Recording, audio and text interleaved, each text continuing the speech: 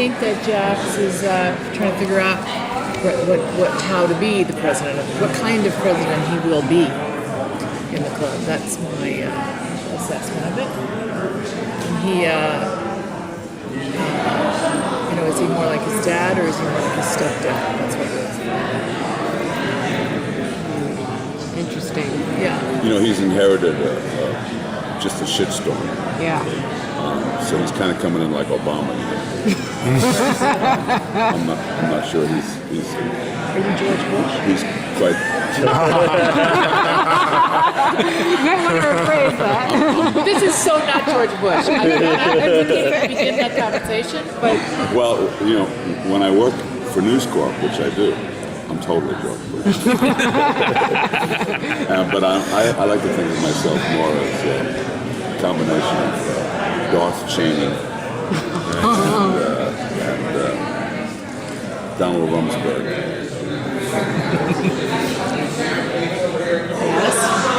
The series has a very Shakespearean tone in the whole season. Do you think your character is Lady Macbeth, for example?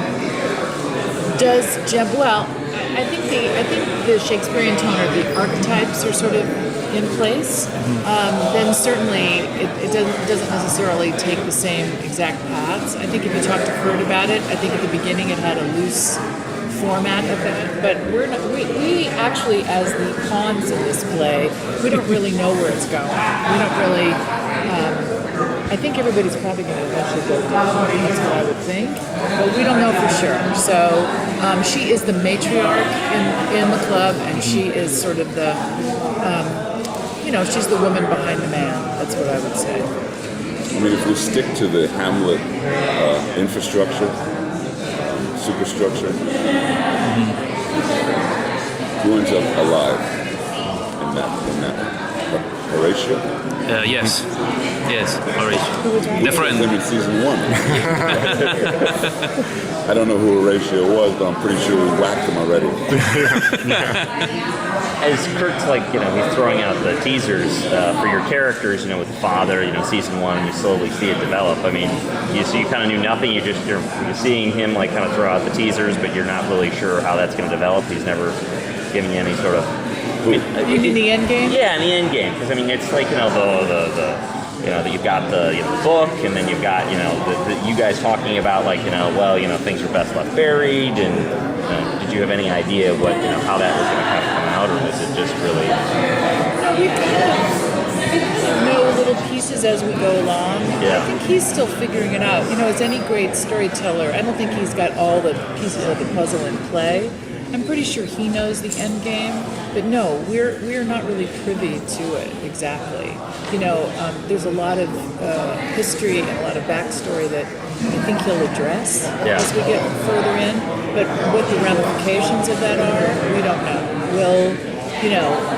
Will all the truth come out? We don't know. And if it does, what happens? Yeah. We don't know. Right, huh? The biopic in series the last couple of years were gearing towards a bad ending, not happy ending. So are you thinking maybe your characters are gonna be whacked sometime along the way? I expect to get whacked on a weekly basis. I don't know how I got through season 4. I even queried that next to Kurt, in front of the press. He went to places in season 4 that were so almost climactic and arch and diabolical with regard to my character. And I was one of the 81% when polled at the end of the season that figured Clay could never make it. Yeah, and so. I'm putting all my paychecks in the mattress at this point. But do you think it's going to get darker, the series, as it goes? Oh, I know it. I know it's going to get darker. Yes. I know it's going to get darker because we're already halfway through season 5. None of us know how season 5 is going to resolve, but we already know what's happened so far. And it's really interesting. And it's sort of, I mean, this is an outlaw organization. I don't think there's going to be a really happy ending. You never know. A lot of them get away with it. How would you describe the atmosphere on the set after a major sequence, a major scene in which there's tension? I mean, basically in every scene of the show there's tension. So when the camera stops rolling, what happens? We eat. I know I do. We kiss, we make up, we eat. The vibe of this particular ensemble is kind of unshakable. There's no one in this cast that takes themselves particularly seriously in real life. They take the work seriously, but only between action and cut. The minute cut is yelled, we go back to being this degenerate band of, underachievers. And it's very delightful. It's a really, really delightful environment to work in. I really look forward to going to work every day. I have now for almost 5 years. And I've been doing this for 40 years, so I can tell you that's not a given. Having a vibe that is as fun and positive, and where it never gets old. And the work is really taken seriously, that's the other refreshing part. Like every character has a lot of wants to do well, wants to do good, wants to serve the part. Speaking of characters, can you talk a little bit about Chuck Zito and Jimmy Smits and how your character is going to relate to these two newcomers? Because I mean, there's definitely going to be some, how should we say, conflict. I mean, you got a price over your head and just things that, Well, as we left it at the end of season 4, he's in the hospital, and I'm not really happy with him. And so you will see there's a split. The Jimmy Smits character kind of comes in as somewhat of, at this point, I would say a distraction a little bit for Gemma. He's also serving as kind of a mentor figure for Jax. He's a guy that plays he's an OG ex that's gotten out of the life and is earning in a legitimate fashion, which is attractive to Jax. I think I'm a good word. Yes.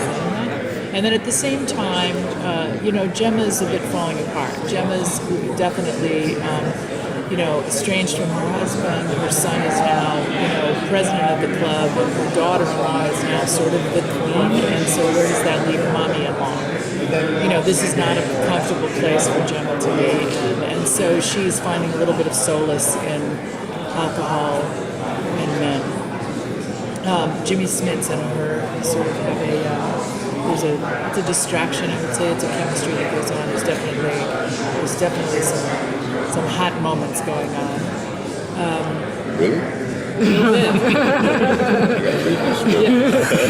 Clay's Clay's not really happy about it, but Clay's, he's remorseful.